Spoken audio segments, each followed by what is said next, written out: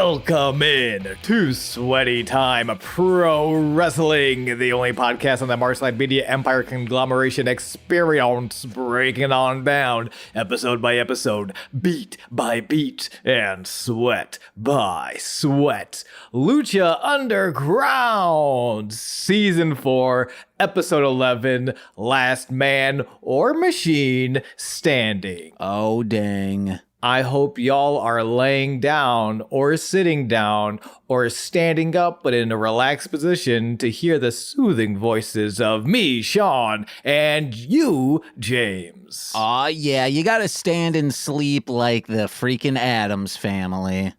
Classic Lurch-like behavior. Lurch I don't think stands up when he sleeps. Who stands up? I took an educated guess on who stands up and sleeps. I assumed it would be Lurch. No, it's a very famous, what do you call it? Not iconography, visual of... Oh, Morticia. Yes, Morticia and Mr. Addams, them Gomez, if you will. Yes. Them in a coffin standing up, and then it opens, and then they emerge. Honestly, for how true, it's been said on the internet, but it does just because it's been overstated doesn't make it not true. It would not be too far to call that iconographic. Just how much their love of them standing up in the coffin. There's a coffin in the middle of the floor, and it's going to swing open, and you're going to see two lovebirds standing up. And you should be standing up in your seats for Lucha Underground, because we are halfway through the final season. Just about halfway, right? This is a shorter season. Yeah, I think it's just 20 episodes. I think so. What if it's just 19? Oh, no. We have to find something to do for the 20th episode. I suggest we release a podcast where we say nothing, but we stare at each other and everyone listening. Why would we need something for the 20th? If it was, okay, it's 22 episodes. Yeah. Are you going to say, we need, 420, never mind. There was reason for that. Come on now. I did come up with a good crumb bums where, the brown, this would be part of it. I come to work and Z's like, hey, how are you and Franklin doing? And we look out of it. They're like, what's wrong? And we go, hey, you know how the brown line, it'll be run 417, 418, 419. Oh, yeah, I know. And then we go, well, we were on brown line run 420, and it zooms into us, and we're just like, oh, man, we're so weeded. Because whenever the brown line gets to run 420, I cheer. I'm like, yes. And whenever it's 19 or 21, I'm like, if I had just come a little early or shown up a little late. Of course. Oh, man. Should I start smoking weed again? I don't think so. No. Wait, isn't your vape with THC? No. Oh. No. Oh, no. Have you been thinking I've been just getting weeded this entire podcast? I guess so. Either that because... sorry. No, that was edibles you took on Goosemas, right? Did I take edibles on Goosemas? We were both very stoned, yeah. We were a little stoned on Goosemas, yeah. Edibles don't hit me super hard, though. Okay. I did, I was doing a full crossword. I got a call from the Kremlin of Russia, and he said, oh, Sean, I'm so worried about Ukraine, and I gave him the best he didn't take it. I want to say I solved world peace, but they didn't listen to me when I was zooted on edibles. So, call me if you got a world crisis. I'll help out. I promise. Ain't no world crisis you can't solve with a gun. I thought you were going to say marijuana. That's different. Oh, yeah, because that would have been more on topic. What about a gun that shoots marijuana? Okay. This is something the CIA would have come up with, in the year 1983. And they're like, yeah, we finally found a useful way for this disgusting herb. Pleh, pleh, pleh. That's what I say when I accidentally inhale when I'm around marijuana. I go, pleh, pleh, pleh. And I wish I had a gun. And they're like... So, we really got to test this out. Does anyone want to volunteer? And they're like, oh, me, because they really want to be weeded up. Oh, everyone, absolutely. Everybody's trying to get weeded up, but they all want to wear their fancy suits and live their double lives. Like, ooh, I'm gonna shake my finger at getting weeded up. But you know they made that gun for a reason, and you know they were testing it, baby. But unfortunately, they picked up the wrong gun. They're shooting the gay gun. Oh no! And then there's just a huge orgy because you know women weren't allowed in the goddamn military rooms in 1983. Absolutely not. They'd interrupt all the cool gay orgies going on. But Sean, what is a gun besides, no, what is a gun but a machine? Ooh, last man or machine standing. Big blow off between Penta and Cage. And I'm gonna say spoilers, beautiful fucking match. I loved the main event tonight. All of the matches were great this episode. Great matches, great interstitials. That's the thing I like about our, you know what, I say this every now and then. One of the things I like about our wrestling podcast is that we genuinely enjoy the show we're watching.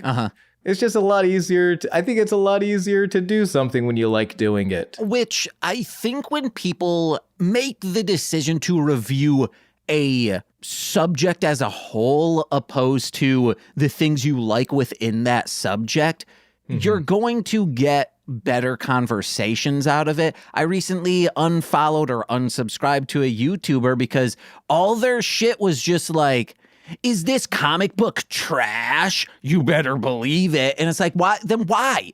Why do you waste your money on buying these comics if you don't like them? Just review the shit you do, and then people will know, okay, based on this person's interests, I kind of go with what they like. Then all I need to know is what do I pick up, not what do I avoid. And I think that's a better way to go through with things. Like on Mostly Speaking Sentai, people were like, oh, do the new stuff. And Nicole and I are like, we will hate the new stuff. It's not for us. We're not going to touch it.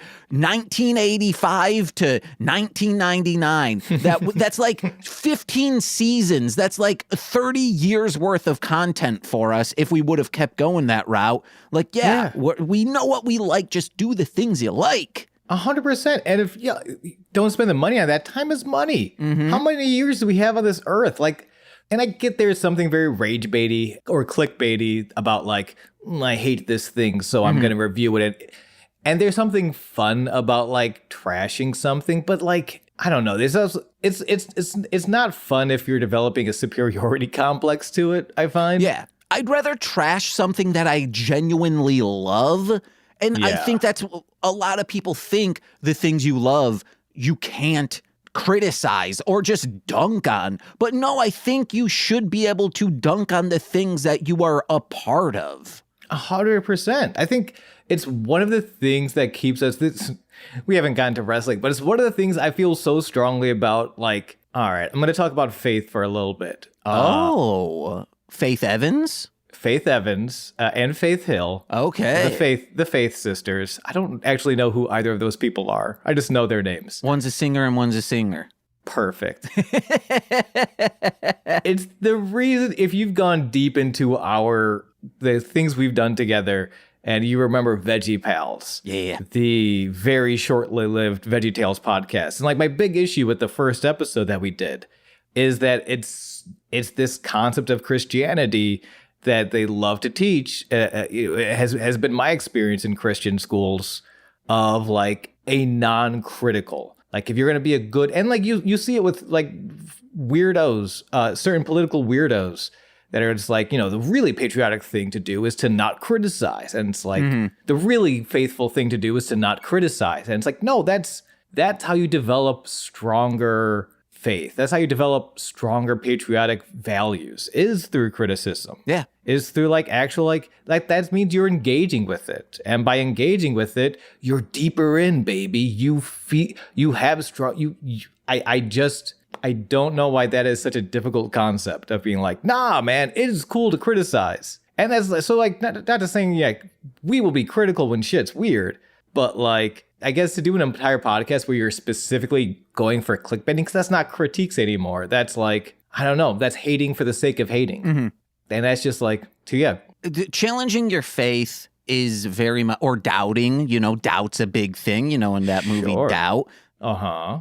You're not going to grow muscle. You're not going to grow stronger by just sitting and doing the same thing every day. You got to put in the work, grow that muscle, and then your faith will be stronger for it. 100%. Your everything, like your faith, your government, your love for professional wrestling and or comic books. I'm not even as a joke. Like, that's real.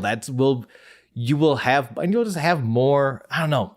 You got to engage with stuff. You can't just I'm going to do all the stuff that's the worst that I hate, or I'm going to do zero criticism. Like you can't be on the other side of it. You have to actually engage with the things you love. Yeah. That's just called being present. And speaking of the things someone loves, well, everyone loves and everyone misses Mr. Phoenix. I've never heard him called Mr. Phoenix, especially Melissa Santos, our ring announcer, who is in the temple dressing room. She's getting ready for the show when Dragon Azteca knocks on her door. He asks how she's holding up. That's right. We're transitioning into the episode, baby. You don't need to specify that we are. I made the transition. Somebody was standing up. They were leaning against a wall very casually, waiting for their Morticia to their Gomez. And as soon as they're like, wait a minute, did you guys just seamlessly transition to the episode? I wanted to ease the little babies in. Okay. Let me ease these little babies in. As Tekken knocks on the door and he asks how she's holding up. And she looks away, quivering lip. She's like, I'm doing great. Which, if you got to look away and quiver your lip, you're not doing great. Well, you don't notice the quiver if you're the one asking. So you're like, oh, yeah, they're doing great. And then you just leave nothing else. You're like, wow, they're strong. They must be going to therapy. Okay, I never see them go to therapy, but that's a private matter. That's why I don't see it. Except she's looking in the mirror. Oh. So Dragon sees the lip quiver immediately, and he gets it. Wait, Melissa, I thought was a vampire. Since when? Oh, I mean, this is Lucha Underground. When? Anyone can be wait, how come Vampiro can see himself in the goddamn mirror? Because he's a vain diva. Oh, okay, he's not a vampire? He might be a vampire, but he puts on specialized makeup so that he can see himself in the mirror because he thinks he's so damn pretty. Wait, real quick. If I were to be caked in mud and I'm a vampire and go in front of a mirror, could you see me? I feel like yes. Now, could a predator see me? Ooh, get to the chopper.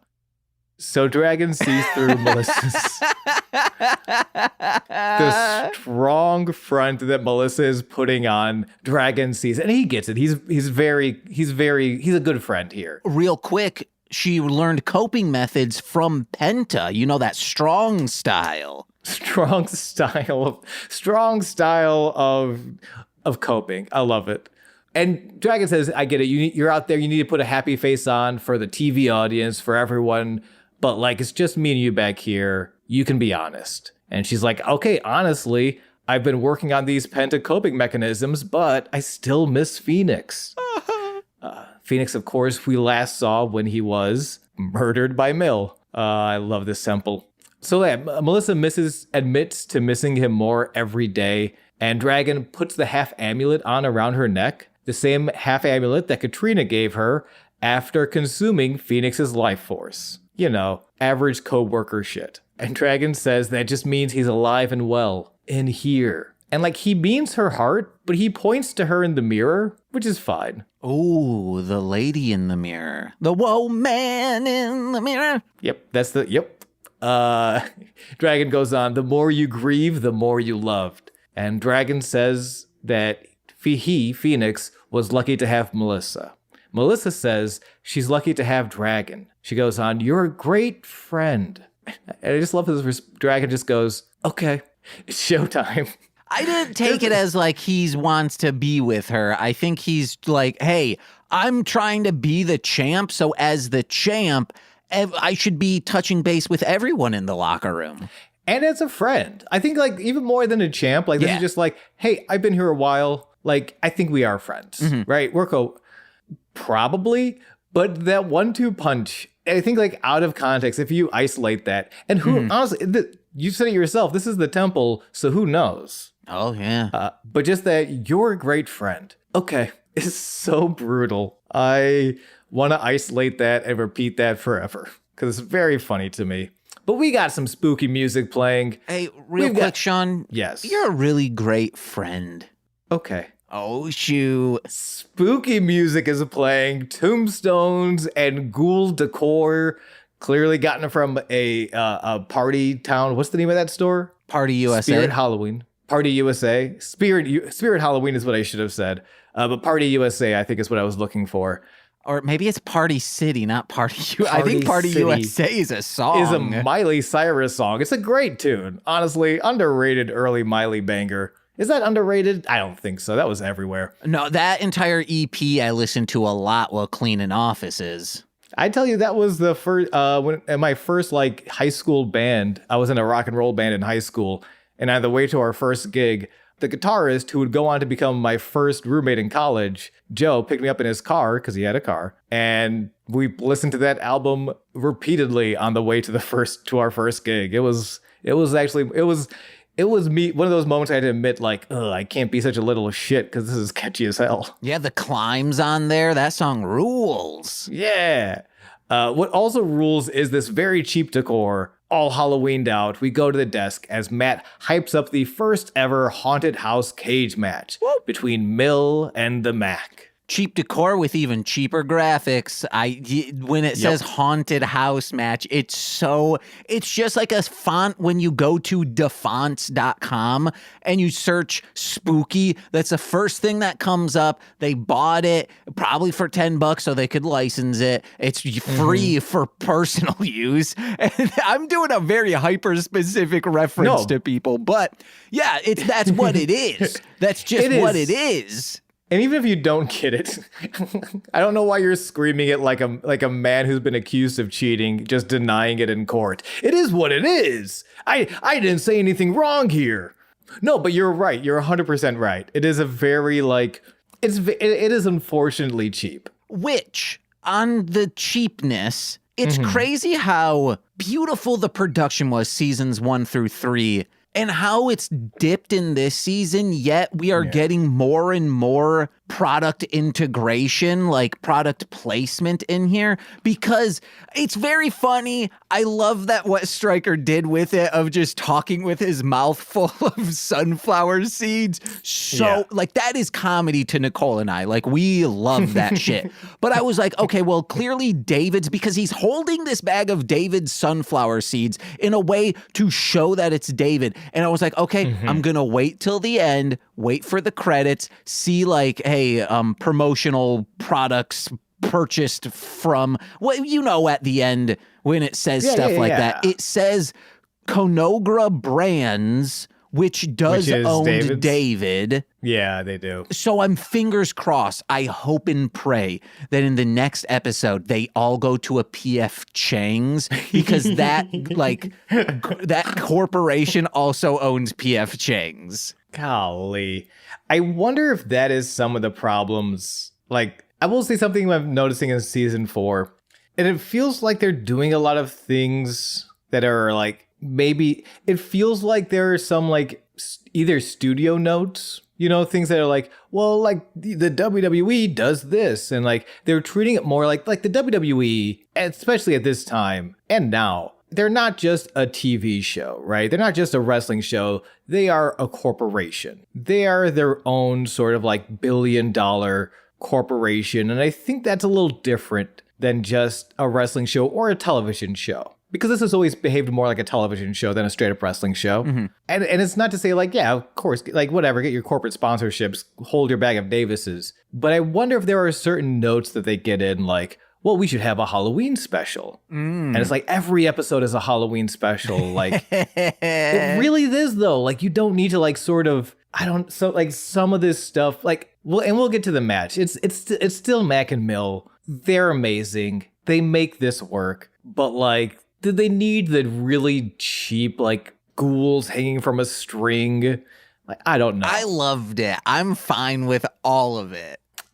I guess part of me is just dang, dude, you can do better. I think I'd be finer with it if I didn't know you guys can do better, especially with Mill, I wonder if you would have liked at least the Davids more if Son of Havoc's mom was like, hey, I freshly roasted these for you, Stryker. Honestly, yeah. Well, and Stryker I'm fine with. It's part of is how you're using these characters, right? Son of Havoc is such a babyface at this point, especially after we met his mom in the pizza rolls. Oh man, so cool. He can carry some of this comedy, right? Like I feel like Mill and Katrina are characters you don't really want around too much of like the fun B schlock. I recently watched Pumpkinhead. Hell yeah, dude. So good. Stan Winston crushes it.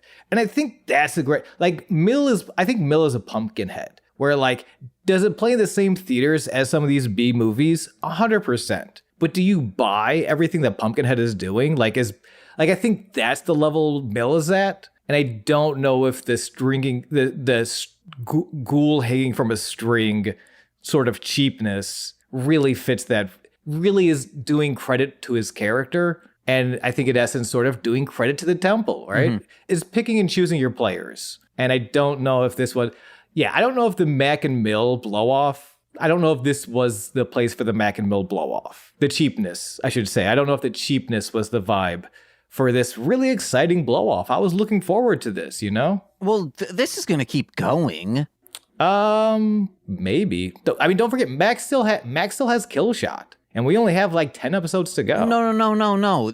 It's Son of Havoc and Kill Shot now. Like that is they've separated because they're no longer that trios team. They're not champs. Why do they need to stick around? We mentioned that last episode where I am okay with them losing the belt because Mac and me have this same exact, they have this rivalry going, which now lets Son of Havoc and Kill Shot. Maybe Mac will show up here or there, but I think we're going to get at least 2 more matches because of how this one ended. I think there's still more to be seen and had within this. I hope so. We'll have to see. Let's get into the match. It is the Haunted House cage match, the Mac versus Mil Muertes with Katrina. Katrina, of course, in her new red dress because she has been given life after stealing the life force of the man of 1,000 lives, Phoenix. Her dress is giving me life, okay? And by life, you mean a big honky boner. No, just life. Right? You know, I'm using that phrase that people say. It's giving life. Okay. I forgot about that. I'm sorry. I'm too busy thinking about my big honky boner. Get out of here. But on the way there, Melissa doesn't say Katrina because she's kind of upset, as she should be, with Katrina. And she comes down and says, introduce me like I should be introduced. And then... Yeah, I love it. And I love the way Melissa takes the mic back from Katrina, stands up, and she like she's going to announce, and instead just announces, no. Very chunky Finster, you know? Yeah, very running down the aisle, preventing his dad from marrying that shitty, evil French stepmom. So that he can marry Kimmy's mom. And then she can get added to the next season of Rugrats, and it's going to be fine. And then added into the best season or seasons, I should say, of Rugrats. All grown up. You better fucking believe it, dude. I will not revisit that series. I can't imagine it being... great. No, it's just like a fun sitcom, you know? It's like Rocket Power in a way. It's like you want to know what's more? The Weekenders. Ooh, I did not like The Weekenders. Whoa, okay, all right. What about that episode where they become popular? And she's like, the mom's like, I remember when I was popular for a week. Just like, how do they have diet soda without the aftertaste? I don't, okay, good line. I don't know, maybe it's just me. Maybe it's just me missing Recess and like me kind of getting older. Because like Recess was, you know, they were younger kids, and it just felt like a replacement for Recess, and I'm like, this ain't Recess.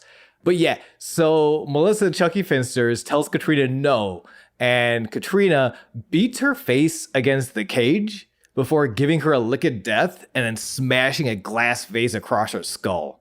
Just beats the shit out of her. But say that properly, how Stryker said, which was, she smashed her face full with glass on the floor. Because you gotta get those sunflowers out of your mouth. Just so many. It was so good. So many Davids. He's got so many Davids in there. It's very much CM Punk being like, I don't want to advertise KFC in the middle of a wrestling match. This is stupid. So he just leaned into it hyper aggressively saying, oh, there's new Did you know you can get non-deep fried chicken from KFC? Oh, you guys got to check out the new grilled chicken only at KFC. Listen, we've always said Matt Striker is the CM Punk of Lucha Underground. Bell rings. Mac ducks Mill's grapple attempts, 2 right hands, and his running enziguri doesn't slow Mill down at all, who choke slams Mac. And yeah, Mill goes on the offense and dictates the match pretty quickly here. And he dictates it with the weapons, which are hanging. I do like this. I like the weapons that are hanging off of the cage. Mm-hmm. I think that's always kind of cool. A lot of the same weapons. Yeah, he grabs the kendo stick, trash can, crowbar. Mill shoots Mac into the corner. Mac fights back, but Mill stops the sunset flip, power slams Mac. And then we start getting a little wackier with our weapons. Mill cracks a pumpkin over the back of the Mac. I love the pumpkin. I love the pumpkin. You even see the pumpkin sort of crack. Mm-hmm. And then he starts fish hooking the mouth. And real quick, this was so diabolical. This is on the level of Blumhouse's Truth or Dare. Wait, okay. Stryker says that. It's a he does hit the Blumhouse thing. Yeah, you're right. It's wild. I was just wondering, I should have looked that up. Was that coming out? It must have been, yeah. Have a deal with Rodriguez or something? I don't know. Something must have been going on there. It feels like 2 people who would have come up at the same time, like the Blumhouse people and him. Sean, real quick, Nicole's going to be here shortly. Take your time. Hello, I'm James. Wait a minute, that's not true. Yeah. If James, you can't see my quotation marks. If you're so James, what is Garfield thinking about right now? That ass, baby. Damn, okay, James, what's going on? All right, James, we were in the middle of shit talking how stinky Nicole is. Yeah. Okay, great. Get started. Dang, Nicole stinks so bad. Then you say, how bad? How bad? How much? Oh, it stinks so bad. You think the world was going PU anytime a volcano was erupting. Whoa. Just to cover, yeah. If you could send any wrestler into space, who would it be? To be like, I don't want to see them anymore. Oh, okay. So not like on a rendezvous mission with aliens. Like no, this is like we're just getting rid of this motherfucker. Send them to the moon. I don't want. There are so many. What are you talking about? Like almost there is so many. I'm trying to think who's just been real gross lately. I mean, it's weird because Hogan's dead, and that would have been my go-to answer. You could send his corpse. You could do that. But at that point, like, what are we doing here? You know, there's so many real bastards. I don't want him to send him to space, but I hope Rampage Jackson. Did you follow any of that, by the way? Rampage Jackson's son who beat up the rest. Dude, like, walked in the middle of a ring and just punched a wrestler in the back of his head and then just like kept punching him and he's in the hospital. Oh no. Right? You can't be doing that.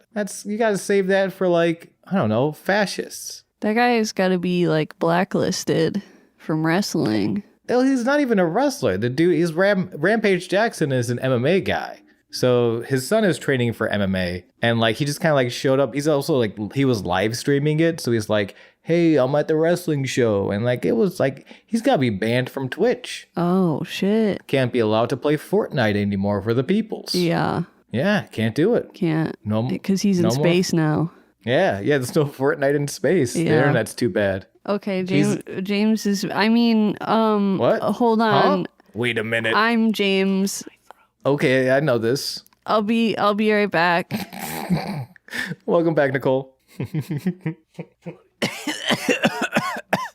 Oh, sorry, guys. I had something in my throat real quick. Nicole, get out of here. I'm talking to James. No, it was always me. I was talking to James, and now you're Nicole. Don't try and trick me. Oh, my God. We're gonna fall back into this seamlessly. You ready? Mac counters his way back into the match, climbs up to the top rope, but Mill cuts him off. So Mac falls to the apron, and this is messy in kind of a beautiful way, but a kind of a scary way. Mills spears Mac through the cage twice. Like, I think that cage was supposed to give way a little bit more than it did. I don't think it should have, because if it did, it would have sent him out. And I think that would do more damage than this. But that was the point. Like, they were supposed to get out, because they get out of the cage. The reason I assume that is because the way he hits it like a second time. Like, the cage didn't break. Okay, the cage broke a little bit. This is a timed match. We got to get to our next spot. Like, they make it work. And I think that's kind of my overall note for this. It's like, it's a little cheaper than I'd like it to be. It's a little, I love Goofy. Just like I don't know if I loved Goofy here between these two, but they made it work. Okay. So they take it to the floor, DDT onto the floor as Mill sort of shoves Mac back into the cage, and then he brings a couple tables in with him. And this is when shit gets like crazy. The way also, so Mac is back in the ring. Mill scurries up the cage wall. Mm-hmm. And even commentary is like, he is so big, he should not be able to move that quickly vertically, like just going straight up. But he does before Mill launches a crossbody from the top of the cage, hits Mac, covers for 2. Should have been a 3 count, am I right, guys? I kind of thought it was going to be.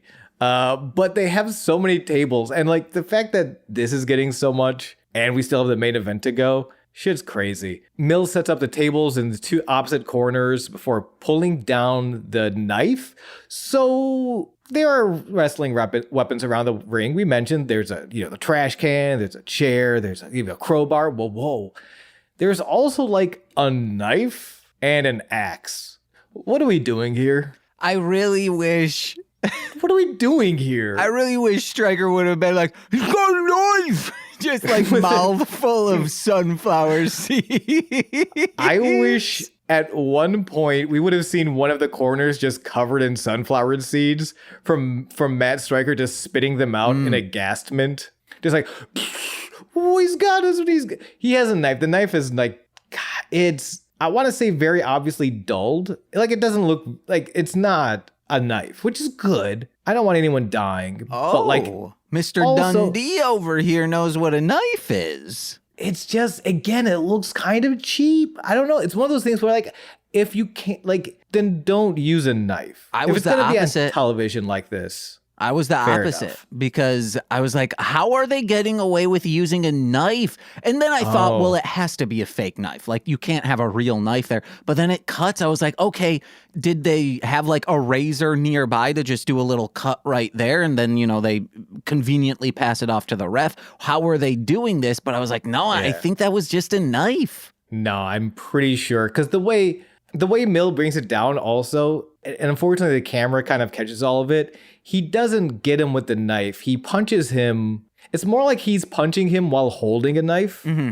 Like, he just kind of hits him with the handle, and Mac sort of like, and I do appreciate the camera cutting away so they're not showing Mac blading like he gigs himself. The story is great. I think in execution it could have been cleaner, but again, it's Mac and Mill. They're making it work. So Mill has a knife now. Cuts Mac open. Mac's bleeding. He struggles to his feet. He is struggling, but he is firing up. Mill pulls out a third table, sets it up. Mac fights out of the flatliner attempt. 1 stunner, 2 stunner, 3 stunners. Mill finally falls down. So Mac puts Mill on that table, that third table that he set up, climbs to the top rope again, but Mill rises, meets Mac up there, flatliner from the top, through the table, spiking Mac on his head. Like, the way Mac lands, he is like 6 to 12. Like, he is upside down directly on his head through that table. What's his name? JR? JR is there. Yeah. That's the guy, right? Commentator. Yeah, good old JR. He's like, my God, the audacity of that boy. Honestly, that is one of those. That man in the ring. That is, I was standing up like Mick Foley just went through the announce table. He's dead. By God, he is dead.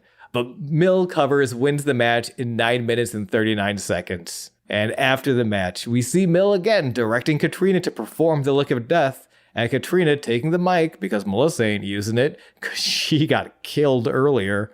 And Katrina says no. Once again, the Chucky Finster special. Oh, yeah. I really liked the whole thing on commentary this match was support the fight, not the fighter. And that's what the entire temple's doing. They're like, we just want to see bloodshed. There are so many times when in this match and the main event that people are going nuts. When the knife does get pulled out, the crowd goes nuts. They're like, what the fuck are we watching right now? It's a lot like in a horror movie. I've been watching a lot like this where it's a haunted house and like someone's actually killing someone in a haunted house. And it's like, you'd be able to know that. People wouldn't be like, yeah, this is amazing. Like, would they know if, he started just stabbing the Mac? I don't know. Yeah. Going to their professionalism, like I felt very safe for these two performers and I felt like it was good watching it. Like overall, I think I was a little critical of this match and I stand by my criticisms, but it was a positive experience. It was fun. At the very least, it is fun to watch. And I loved after the slice happened, Stryker goes, my gosh. And Vampiro goes, my gosh, he just stabbed him with a knife. Say something more extravagant than just, my gosh. Holy shit, do you want me to say holy shit? Yeah. And Vampiro's like, yeah, I do. We're not on basic cable. You can say holy shit. They got a commercial after the match. They come back. Famous B with the microphone. They also mention on commentary, Famous B, and they cut to him, Famous B back from the hospital after Jake Strong snapped his ankle. Thank you again for all those well wishes. And that's what he's here with the microphone to say. He wants to thank everyone for calling 423. Say it with me now, James. Get fame. And wishing him a speedy recovery. Thank you for all those phone calls. And he goes on, since Melissa has been taken to a local medical facility, Famous B is going to take over announcing duties. And he promises to never leave us the way Melissa abandoned you all. Reminder, she was viciously beaten and taken to a hospital. Yeah, the same thing happened to him twice now. He got his arm broken and now his leg. He's a little shit, but he's our ring announcer for the rest of the evening. And his first act as ring announcer is to announce the following match. Introducing first, oh shit, the Savage Jake Strong. Jakey's back. I love that little turn. Like the first name he has to announce is the man who put him in the hospital. The Savage Sword of Jake Strong. What does that mean? He's the Savage Jake Strong. So if he's like Conan the Barbarian, the Savage Sword of Jake Strong. And just like Conan the Barbarian, he's gonna host a late night show. And it's gonna be a late night show because the stars are coming out. That's right, he is facing the cosmonaut himself, the man of the cosmos, Aerostar. Arrow's gotta win. That's what I was screaming. I'm like, he has to win because Jake's just kind of been wrecking house. But I guess this is a rivalry maybe that's about to happen. We'll see how it goes. And maybe it's just because there are so many people in house that they could be building that's not Jake Strong. And because this is feeling a little bit more like a version of WWE, which is like not what I want to watch this show. We'll get into this match though. Jake takes the middle of the ring, Aerostar meets him there, and he refuses to suffer any of Jake's I'm big, you're little taunts. Arrow takes the fight directly to Jake, smack. He baits Jake into the corner. However, Jake blocks the strike attempt before suplexing Arrow back into the ring. Basically saying, you are wrestling my tempo. Whiplash style, this is my tempo. I need pictures of Spider-Man on my desk tomorrow. I would have really loved it if Arrow just like grabbed him by the skull and then like the lights start flickering and Jake's like, ugh! And then he comes out of it. Clearly he saw his future because maybe that's what Aerostar can do. And he's like, yeah, I became so small and so little. That's Jake's biggest fear is becoming small and little. I'm a little small man. Arrow, however, no, he's a technico though. He doesn't need the magic quite yet. He's gonna stay quick. Tilt a world head scissors, crucifix pin attempt for 2, and Arrow stays hard. He stays hot. Heart? He has a lot of heart, and he stays hot. Springboard, rope walks for drop kicks on drop kicks. He starts winding the larger opponent. You see Jake start struggling for breath, struggling to keep up with fucking Aerostar because he's fucking Aerostar. However, he gets caught on the top rope, dumped off real nasty, and immediately ankle lock for a quick tap out. Jake wins 2 minutes, 13 seconds. But hey, Jake, he's learned from his past. He lets go. They shake hands and they're like, hey, let's go on a duos team. We could try for the trios championship if you know someone. Oh, who's that coming out of the locker room? Oh, it's your buddy Drago. We're all hanging out. We're the new trios champs.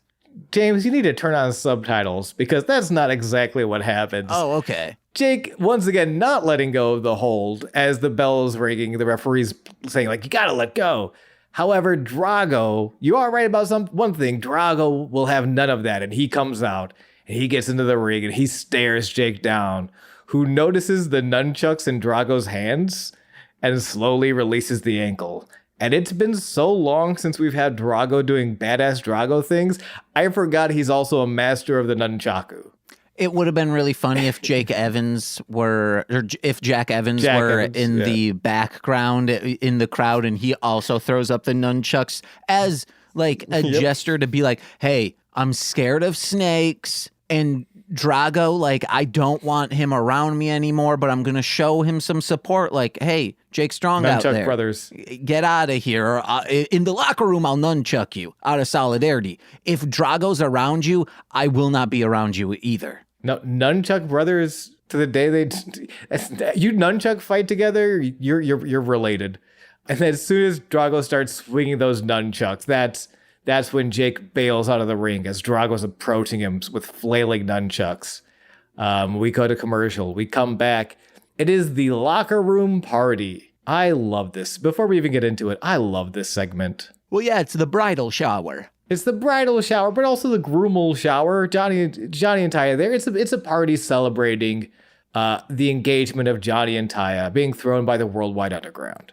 Or it's in a sense that Johnny's friends are Taya's friends and Taya's friends are Johnny's friends. They don't have any other friends. It's just these four-ish individuals. They're still, here's the thing, as much as they had like that beautiful seemingly turnaround, they're still kind of a bunch of assholes.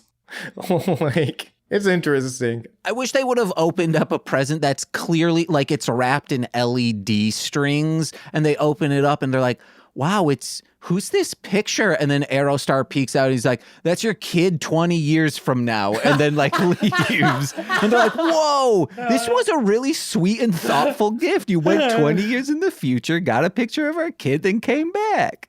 That's amazing. And the frame is beautiful. Yeah. We love how it's LED. Oh, we do. We have some amazing gifts though. PJ gives them a gift certificate for the Slamtown Spa and Resort. Like, we love that place. Thanks, PJ. Just kind of like real quiet, PJ mutters, yeah, couples massage. Like, it's not a full sentence. They just go, thanks, PJ. He's like, yeah, couples massage.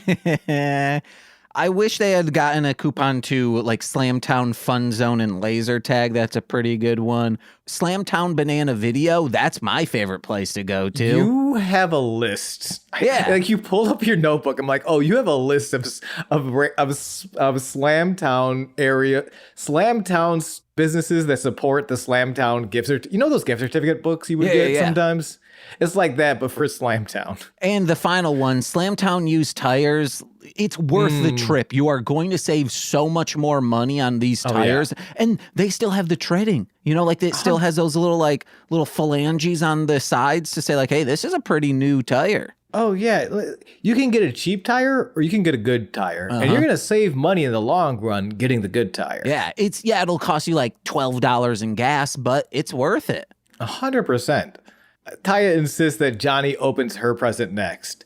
And it is an oil painting of Johnny holding the Lucha Underground Championship. And he immediately starts tearing up because he just loves it so much. Like, it's so funny to see them go on this character arc, but still like, and it makes sense. Like, they've gone on this character arc, but they didn't change that much. Like, they won. They got everything they wanted. They didn't like lose anything so drastically that they had to change or had to learn. So they're just still kind of little shits, all of them. So like, he's tearing up. Oh, it's so beautiful, babe. But it also reminds me of how my Lucha Underground Championship was stolen from me but babe, you're gonna steal it back. What? Taya spoke to management.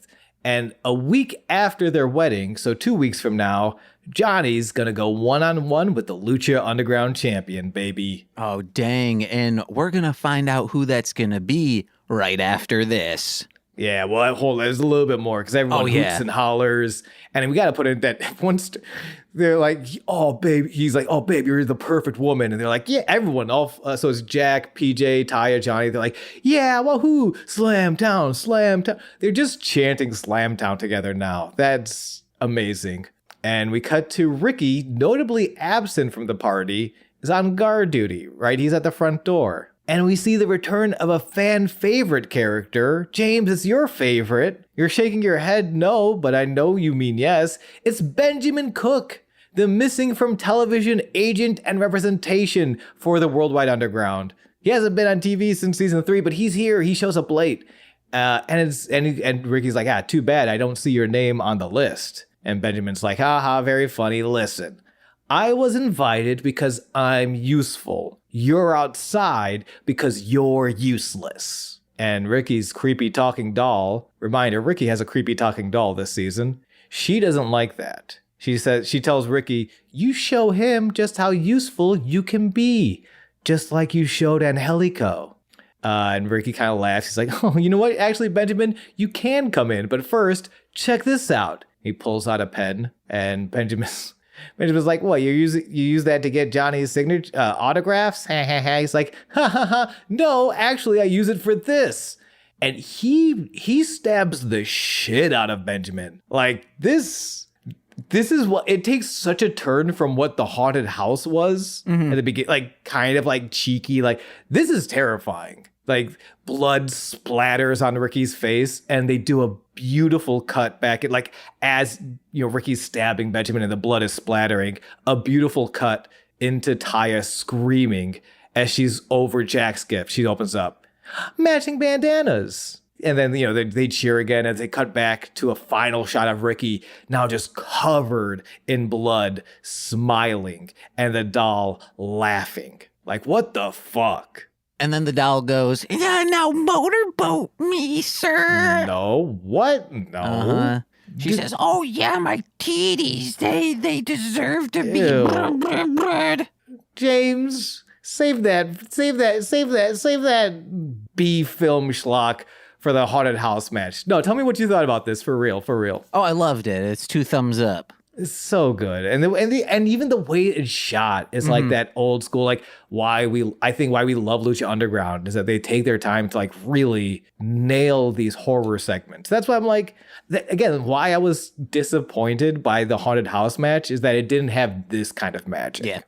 And it's like, yeah, like, you know what, who would have been great in that match is Jack Evans. That is a match I could have seen Jack Evans put together and pretend to be scary, and then out comes Mil Muertes to be actually scary. You know what I mean? Like, I think, like, if they justified the haunted house match, like, in that way, of like, why are all these, like, you know, sort of like Party USA, Party City, you know, decorations all around? It's fine. But it could be, but we're criticizing it because we love it. And just like how it could be better, and how this scene just like really, to me, really exemplifies of like, this is like why I'm watching Lucha Underground. Well, someone could say like, hey, that match had real blood in it, and this thing just had fake blood. They should have really stabbed that guy. Yeah, and those people would be sociopaths. If you need real blood, that's you're a method actor at that point, and you need to calm down there, bud. Well, it was real blood, but it was just pork blood. No, they really killed Benjamin. Oh, dang. David's dead. Yeah, they killed him. We have one more match, the main event. Last man or machine standing for the Lucha Underground Championship. Cage versus Pentagón Dark. And we go from 0 to mask tearing in 60 seconds. This match pops off immediately. Cage jumps Penta outside the ring, throws him in just to make it official before dragging him back out to beat him on the outside some more. And then this match, and then exactly. As the Terminator claps start going, Cage rips at Penta's mask, just like brutally. Cage takes some time to pose. Penta smashes a beer bottle into Cage's head.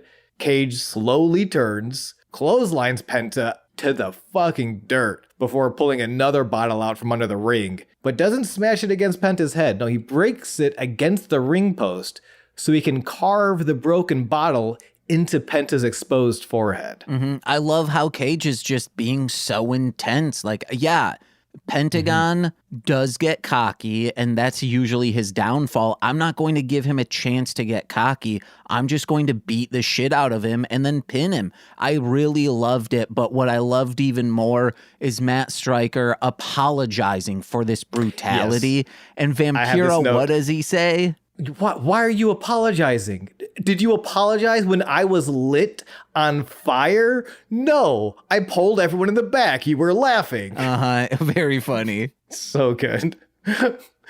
Yeah.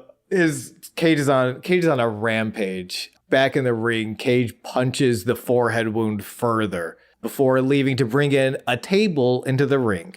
And spoilers, this is not going to be the only table of the match. At all. Table gets set in the corner. Cage puts the Kevin Nash cigar on Penta's back. You know, he's looking for that power bomb. However, Penta escapes.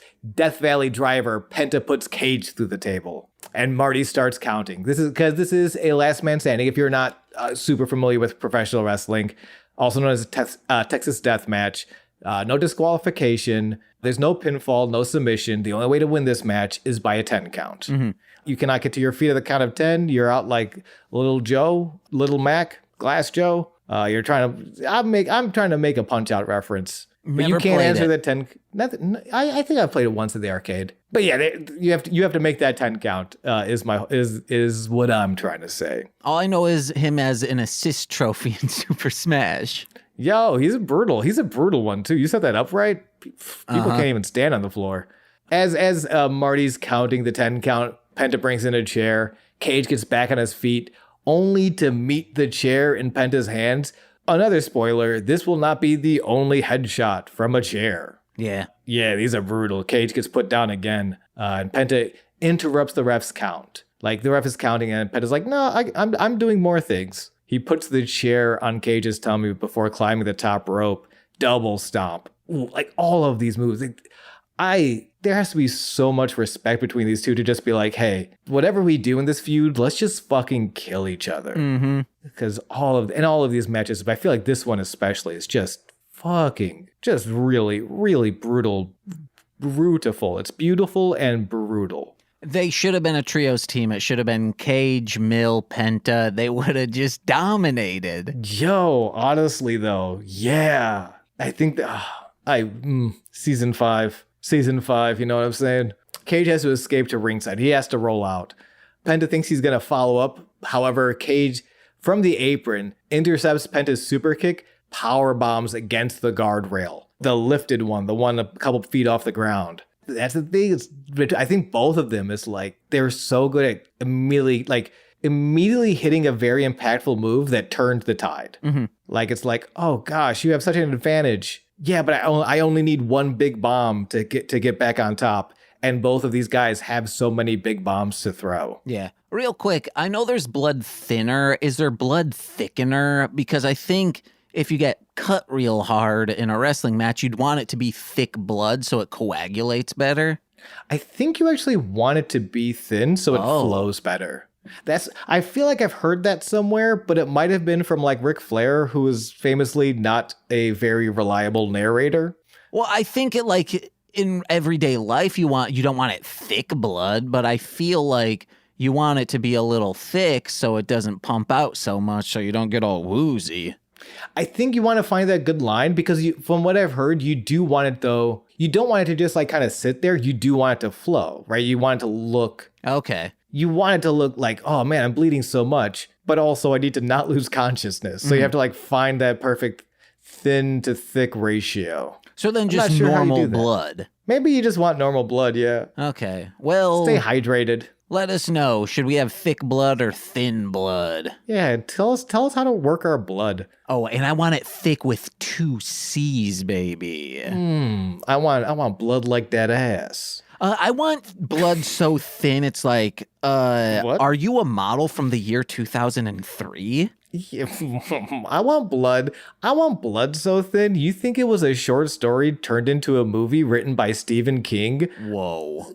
Cold thinner. I want blood so thick that I'm like, is this deli meat or did you just give me a slab of ham? That's your... Are you bleeding or is that just a slab of ham? Oh, hell yeah. I'm using... When I go out to the clubs, that's my pickup line. Cage back on his feet, meets the chair in Penta's hand. It is insanity. Cage now sets up a pair of tables, 2 tables ringside, as Penta says, well, how about a trash can into your skull? Trash can involved. This gets dented by... Actually, no, I was going to say this one gets dented. The middle one got dented too. That's why it's also such a weird comparison, like where I feel like that first one... And I think that's kind of beautiful, where that first one is just as violent and just as many weapons, but it's much more cartoony. Where this does not feel very cartoony at all. This feels like one of those animes you watch late at night, the adult section of Toonami. You know what I mean? Adult Swim, yes. Yeah. Oh, what is that? Oh, is that a thing now? No, Sean, that was what it used to be. Saturday nights was an Adult Swim anime, and then Sunday nights was comedy. 100%. I was trying to be facetious and funny about it, but I couldn't think of a way to do it. And yeah, Saturday night Adult Swim. Did they have Tom in the Adult Swim? Quick tangent. I don't remember. Tom? The host, he's the robot that sits in the chair. No. Adult Swim was a man at a pool saying, it's time for Adult Swim. No kids allowed, fuckers. Oh, wow. What a bastard. Cowboy Bebop up next, but first, watch Inuyasha. Okay, but before you watch Inuyasha, check out Penta and Cage murder each other. Penta's in the ring. Cage climbs up to the apron. So yeah, again, Cage just set up these tables. He tries to get back in the ring. Penta smashes the trash can. So he's like, motherfucker. All right, I'm back on my feet. But he's still on the apron, and he takes Penta. Again, he just got smashed in the head with a trash can. He doesn't know where he is, but he does know where Penta is. So he hooks him into a suplex, lifts Penta from the ring to the floor, through the tables. That's 3 tables now. We have destroyed 3 tables. And spoiler alert again, there are more tables. Mm-hmm. Cage gets up after 6. Penta's still crawling at 7. However, Cage interrupts the count to throw Penta into a seat on the front row. So he can set up for the 4th table, ringside again. And they get up, he drags Penta up to the apron. And they're fighting for it.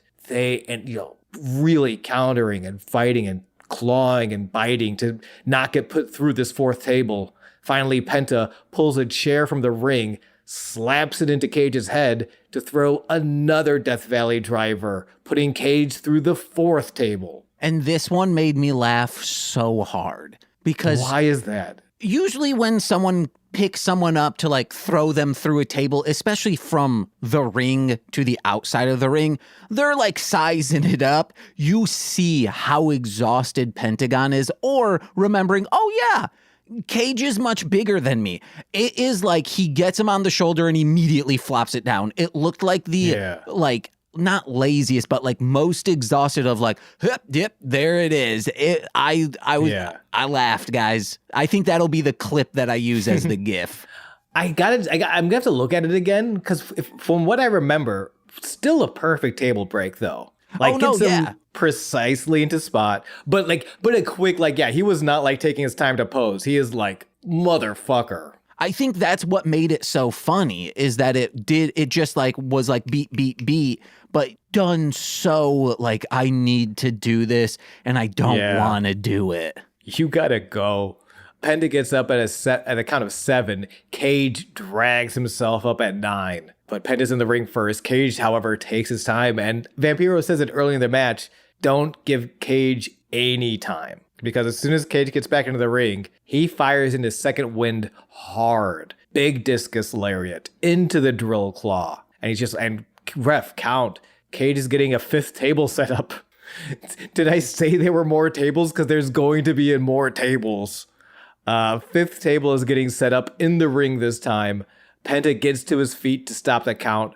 However, drops to a knee. Not so much because he's tired, but because he notices Cage isn't watching. Mm-hmm. A little bit of a possum play. Gonna let Cage set up all these goodies and Penta basically just take that time to get ready. So Cage gets out of the ring, brings in a cinder block. But he's not looking as Penta rushes him down with another headshot using a trash can lid this time. Possum play is what I do when it's like, oh, I'm playing dead, but like, you can have your way with me. Oh, ew, That's possum play. Ew, gross.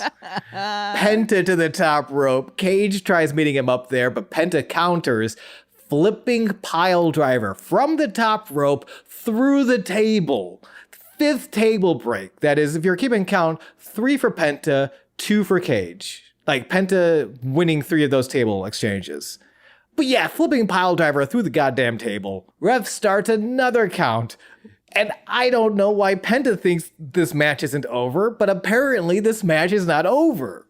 He goes to the outside to throw in a pile of chairs.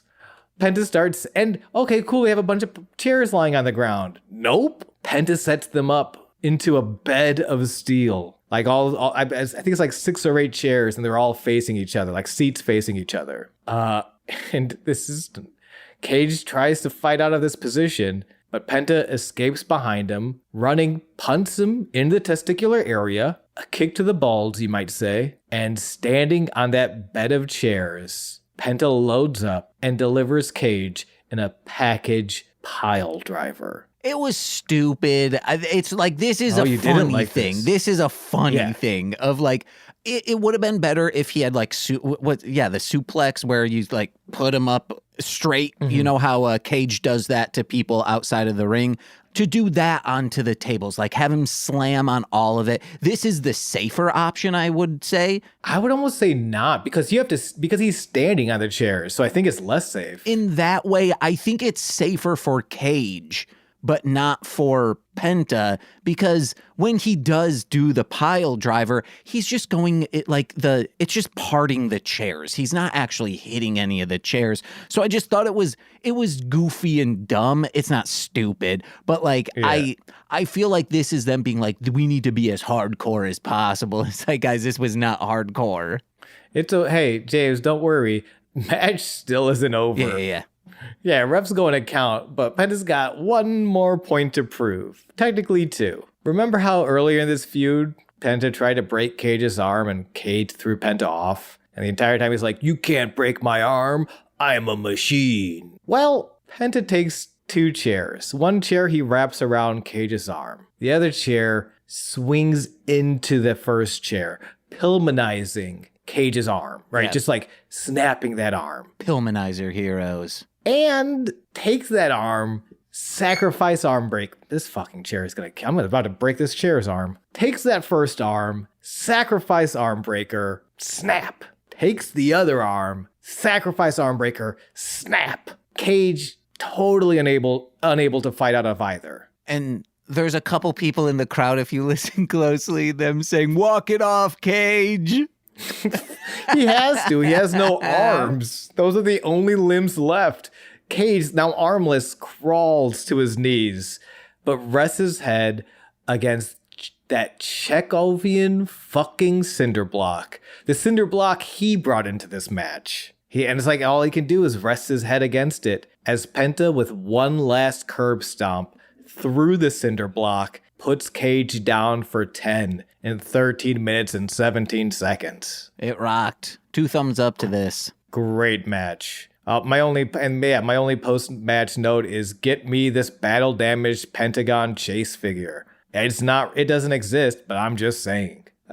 Beautiful carnage. Mm-hmm. Also, real quick, Sean, it's not you could break the arm of your chair, but I don't think that's the issue with your chair. No, it's the back. But you know what? The issue that I'm going to share with y'all is the tragedy of Macbeth, as put on by the Shakespeare Blood Oath. We are opening the week this comes out, Saturday, September 20th at 12 p.m. noon in River Park. Then we go on Saturday, September 27th at 2 p.m. in Eckerd Park, also Bernard Park. Saturday, October 4th at 2 p.m. at Mount Greenwood Park. And then we move on to our theatrical run. We will be in Movement on Montrose, October 9th, 10th, and 11th. ShakespeareBloodOath.com. We would love to see y'all there. Hell yeah. And guys, at Shakespeare Blood Oath, they don't dull the knives, fuckers. No, we will stab you for real if you want us to. Which you will, because it'll be sexy. We'll call it a possum play. Oh, hell yeah. Oh, I'm dead. Just do whatever you want. Ooh, woo. Well, you can't. You have to say that beforehand and then say like, hey, in 5 minutes, I'll be in here stiff as a board in multiple ways. And then I'm upset at myself for bringing this back. Also, if you want to date juggalettes, like this might happen. Do your goddamn plugs and let's get out of here. Hey guys, head over to patreon.com. Actually, real quick, listen to Magical Meatball Girls as well as Death to Squids. Death to Squids in the same feed that you're listening to this. We just started Kickboxer and that episode was stupid funny. You got to check it out. So listen to all of those. Magical Meatball Girls as well. Height of Horror is coming out next week. We're back at it. Presley and I, we finally figured out a time to record. It'll be a monthly series, just like This Movie's Gay. Listen to that. But head over to patreon.com/MLM pod, where for $5 a month, you get exclusive content every single Friday. This Friday will be me doing Explanation Required, where I explain some surrealist, weird type of media to our guest or our co-host, which is going to be Sean this time, and I will be discussing the movie Butt Boy. That's not a real movie. It is, man. I'm excited to talk about it. You sent me that last night just to share with the listeners. I believe my response was, quote, "What is that? Don't tell me." So make sure you tune in for me to learn what Butt Boy is. I mentioned it last episode, and that's why I was like, holy shit, I need to rewatch that movie. And yeah, I rewatched it. I will save my thoughts for later. So I am excited. $10 patrons get all of that, plus monthly bonus exclusive content in the form of straight to Patreon, which will be another Torchy and Sean watching a bad movie this time called The Item, which was written by the guy who kind of created the characters and I think maybe like the show Bible maybe of Los Luchadores, the Faceless Heroes. Oh, no. That got brought up, by the way, recently. Someone was like, someone at, I think, rehearsal was like, yeah, I bet you didn't think about Los Luchadores. And I'm like, I gotta let you know, the podcast I do with my friend every week, I am reminded of Los Luchadores. He spends at least 10 minutes off mic singing that song to me. So this movie, I am aware of it because it is on people's list of like the worst movies imaginable. Is this just indie movie called The Item? I've never seen it, but I'm excited to. I'm so pumped to finally bask in its glory. But $10 patrons also get shout-outs on every single free feed podcast. So let's begin with those, starting with Steve F., Alex Z., The Waz, Orion, my Bickle brother in common law, Joshua, Jake, Steve Barnes, a sweet child of time, my mother, Lil Course BFF, and now former roommate Shane from This Movie's Gay, as well as twitch.tv/core winning. It's Core Win from the Rom Complex, as well as Formulaic, podcast and script writing, as well as books that they're writing. I was going to say books that they're reading. It's twitch.tv/R2Shelby2, and from Speed Radio, a podcast in all things Sonic the Hedgehog. It's Tay, aka Zinny D, and I've been James. And I've been Sean, and this has been Sweaty Time, Pro Wrestling, a Purple Prancer forever. Be like Bob. Bye-bye. Oh, yeah.